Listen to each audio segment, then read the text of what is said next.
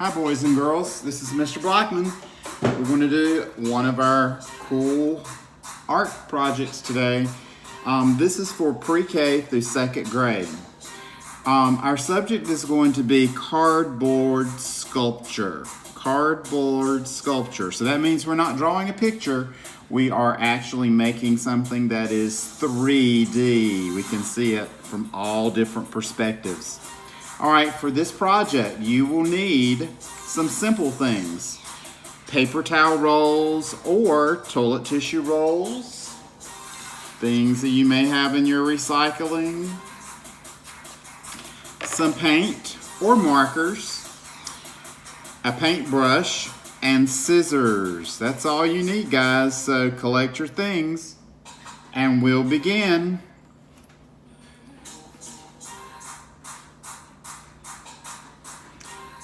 Okay, for the first part of our project, we're going to need to protect our surface that we're working on. So I'm going to use just some scrap paper. You could use paper towels or anything that's disposable or easy to clean up. Okay, so you want that space going on first. All right, the next thing that you're going to need to have is something to put your paint on, something to put your paint on with. Okay? So I'm going to do a quick demonstration. Before you get started, when you start to do this paper sculpture, you want to have several different sizes. All of them are going to be cylinders. That means that it's round and tall. And you can make your own shapes by cutting them with scissors. You can mark it with a pencil first if you like, or sometimes there may be a line on it like this. And you want to make all different shapes or lengths of your paper so that when you're through, it's almost like Legos. You can stack them, but you want them different sizes and different lengths, okay? All right, so to be able to stack them, they won't just stack one on top of the other like this. We need something to hold it in place. So to do that, we'll need some little slits in our paper. So I'm going to use my scissors, and I'm not cutting all the way through, but I'm going to cut down. I'm going to put about 4 cuts as I turn my cylinder and the edges of my paper, just like that. And I want to do that process on both ends. They do not have to match. You can just do your slits.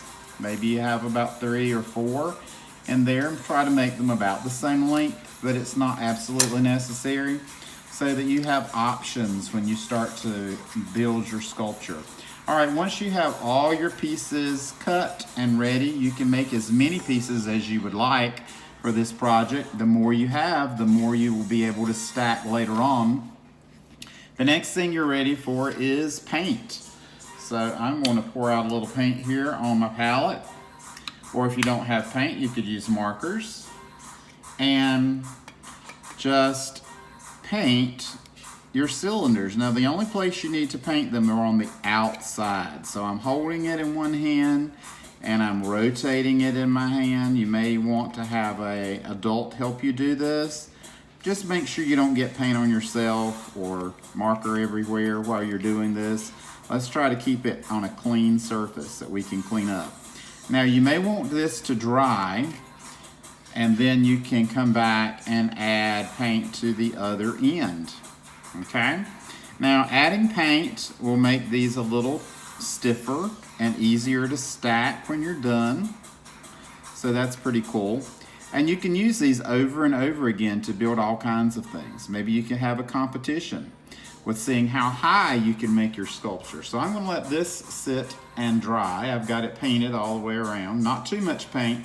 I don't want my paper to fold up and roll up. I just want to have enough to make it colored, have fun colors. All right, I'm gonna set that aside, and I'm gonna set my paint aside, and I'm gonna show you what the finished product looks like, okay?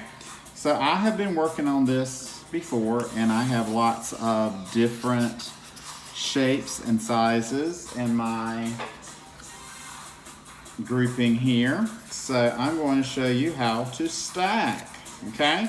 So there's a pink one that's dry, a yellow one, a blue one, a red one, an orange one, a purple one. I've got the colors of the rainbow here, and another green one.